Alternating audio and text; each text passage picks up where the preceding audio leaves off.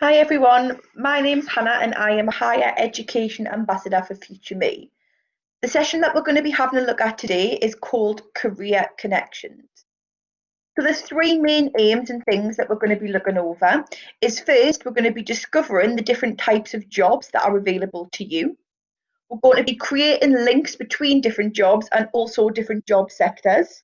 And finally, we're going to be identifying which jobs require higher education.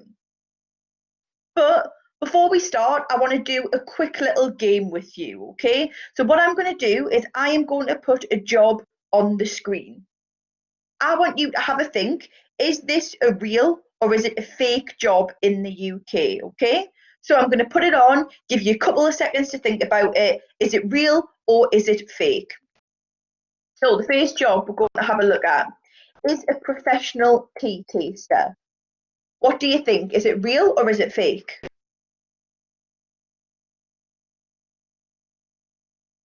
So, those of you who think it's a real job, you are 100% correct.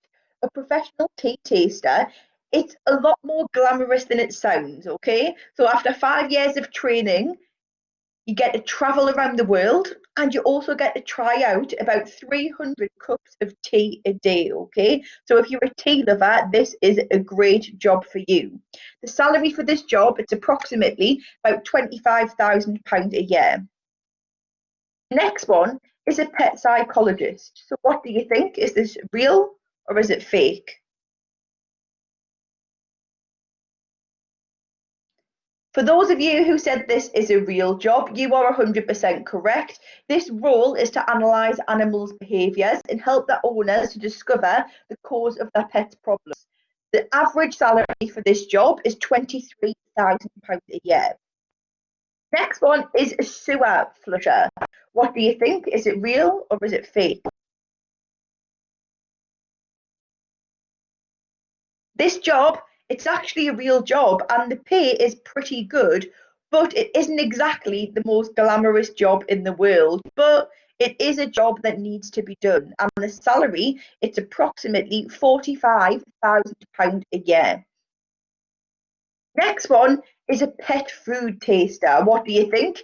Is it real or have I just made this job up? So this one is actually a real job, which I found quite hard to believe. I didn't realise this job existed. But premium brands for pet food make sure that their products are also fit for human consumption. So that is why these companies require a pet food taster. And they have to rate the smell of the food and also determine whether there is a balance of flavours. So the average salary, it's £20,000 for this job. Only a couple more left. So the next one, a water slide tester. What do you think? Is it real or is it one of the jobs that's fake? So this one, it's actually a real job and it doesn't require that much training. You are required to be able to swim for obvious reasons. And if everything goes to plan, you have to rate the splash factor and also what kind of adrenaline rush you felt when going down the slide. For this job, it's about £20,000 a year. On to the last one now. It's a chief listening officer. So what do you think? Is this a real job or is it fake? So this, it's actually a real job. I've never heard of this before, but a chief listening officer is where you get paid for monitoring what people are saying about the brand that you work for on social media. So things like Twitter and Facebook, Snapchat, Instagram. You just have to look out for what people are saying. So it seems quite easy. And the salary for this job, it's approximately £61,000 a year. That's nearly triple the average UK wage. So that is a really good salary. You might be thinking, why have we just done that? Why have we went through these jobs? And if you are listening carefully, all of those jobs were actually real. And the reason why we've done that task is to show you that there's so many jobs out there that you probably haven't even thought of or haven't even heard of. Job sectors are constantly developing and changing. So by the time you leave school, there'll most likely be some new jobs that don't exist now. An example that I really like to use is a YouTuber. YouTube was created in 2005, and ever since then, the platform has continued to develop and it is huge. Now, a lot of individuals have their job and their main source of income as a YouTuber. That's a lot more popular than it was 10 years ago. 10 years ago, that was not such a thing. Yes, YouTube existed, but there was no way that you could make so much money out of it. Whereas now, a YouTuber is an actual career. So it's really interesting to have a think 10 years from now, what jobs are going to be available? So we're going to move on to the session now, okay?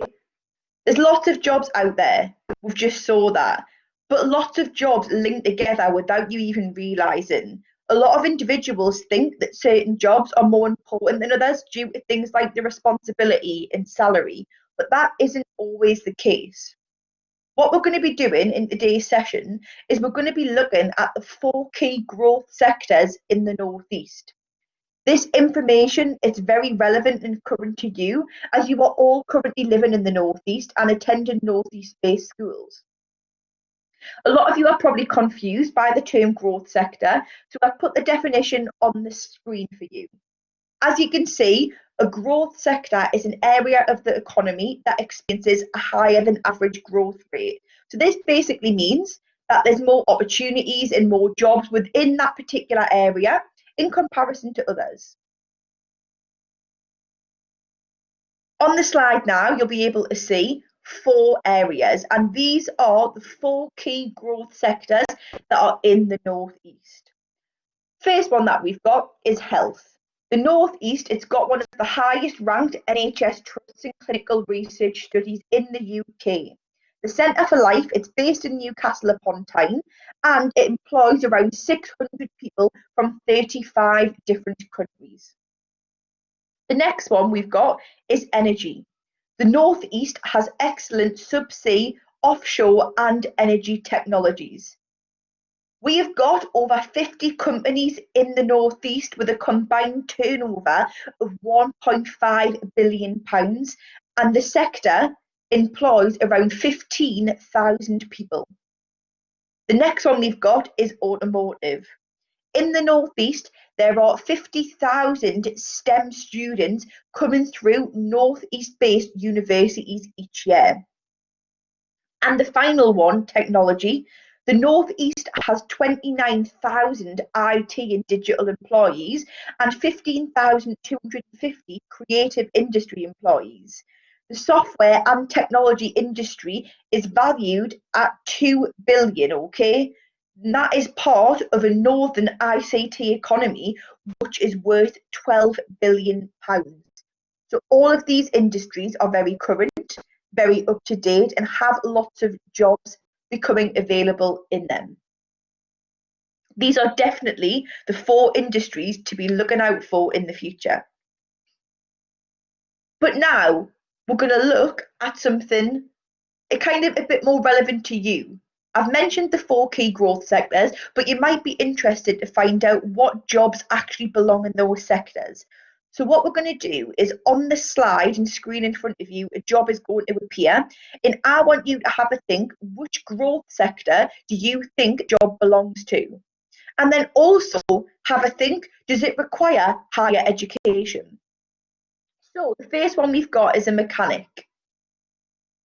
This belongs to the automotive sector. So if you thought that, you are right. There's lots of different types of mechanics out there, but depending on the type of mechanics, depends on the qualifications that you need.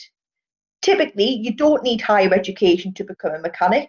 However, you do need a good, strong set of GCSEs, and maybe a college-based opportunity or an apprenticeship will help you get into that area. The next one we've got is a graphic designer. Where do you think this belongs to? So, if you think that this belongs to technology, you were correct. To become a graphic designer, there's lots of different entry routes, but Relevant subjects for graphic design work include things like communication design, film and television, fine art, graphic design, and visual art. A degree or a higher national diploma in those subjects may increase your chances to get into that job. However, many employers in that area who want a graphic designer, they go off the standard of your portfolio work and not on education qualifications. Next one we've got is a clinical receptionist. Where do you think this belongs? If you think it belongs in health, you are correct. Typically, to become a receptionist, you don't need higher education. However, if you had maybe a higher education qualification in something like business or management, that would be beneficial. Next one is an electrical engineer, and this belongs to the energy sector. It's common to enter an electrical engineering job with a university degree in either something like aeronautical engineering, computing, software engineering, mechanical and production engineering, physics, and things along that line, okay? But you can also become an electrical engineer with a higher national diploma qualification or a foundation degree, okay? So they are college-based opportunities. But you may enter at a lower grade, and that means then you can just work your way up. If you've got a higher education qualification, that will increase your chances of success in that field of work. The next one that we've got is a salesman. Where do you think this one belongs to? So if you said automotive, that is correct, but you can have a salesperson in any of these areas. This job doesn't require a higher education qualification, but it does require a certain set of skills. Next one that we've got is an improvement manager. Where do you think this belongs? So if you said energy, that is correct, but once again, it could belong to any of these sectors. An improvement manager is also known as a quality manager. And to get into this job, it does require a degree, and it could be in areas such as business management. The more specific to the area you want to work in, the better. You can become an improvement or quality manager without a higher education qualification, but you have to have had substantial training and experience in that field. Next one is a physiotherapist. Where do we think that belongs? If you said health, you are correct. A physiotherapist does belong to the health sector. To be able to become a physiotherapist, you have to practice as a chartered physiotherapist and you have to be registered with the Health and Care Professions Council. To get this, you must complete either an undergraduate or an accelerated postgraduate degree in physiotherapy, okay? So you do have to have higher education to become a physiotherapist. The next one that we've got is a server support engineer, and this belongs to the technology sector, okay? A foundation degree or a higher national diploma or a university degree in areas such as business information technology or systems engineering is really useful in this job.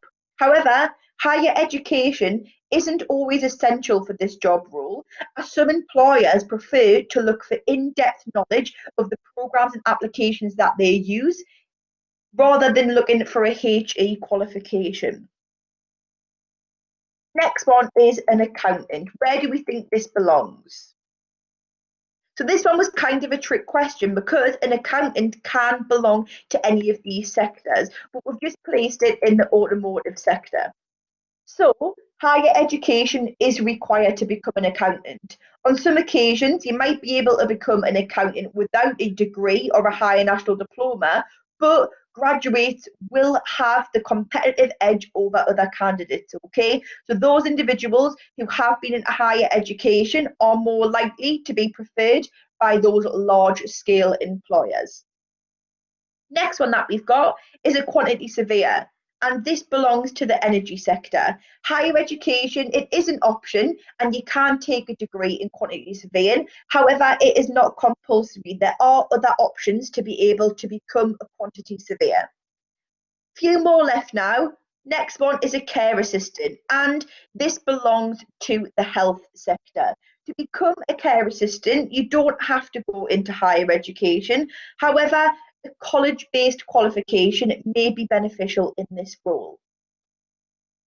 Next one is a compliance officer. So compliance officer, this belongs to the technology sector. And to become one of these officers, you don't typically have to have a higher education qualification. However, if you did have a qualification in maybe a number-based subject such as economics or maths or business or law, this will really help. Employers in this area are quite flexible and they will accept any degree discipline. Higher education is preferred, however, it is essential. And now, moving on to higher education, okay? So what we're going to be looking at is, the first thing is why companies might ask for their employees to have higher education qualification.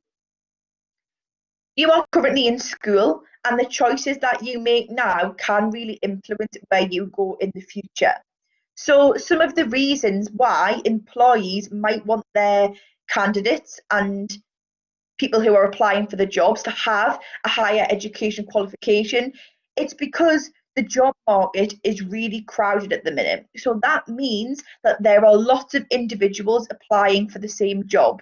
So a lot of companies will use this as a way to narrow down their applicants. So imagine you've got two people applying for the same job, both with the same GCSE grades, both went to similar colleges or did similar A levels, but one of them has got a higher education qualification in an area that they find that's going to be useful. They will use that and they will most likely favour that individual who has got the higher education qualification. And that is because going into higher education, it's not compulsory. That is something that you can choose to do, and it shows that you have got a willingness to learn and that you want to get a better education. So they're just some reasons why companies might ask their employees to have higher education. Next one is who goes into higher education and when can you go into higher education.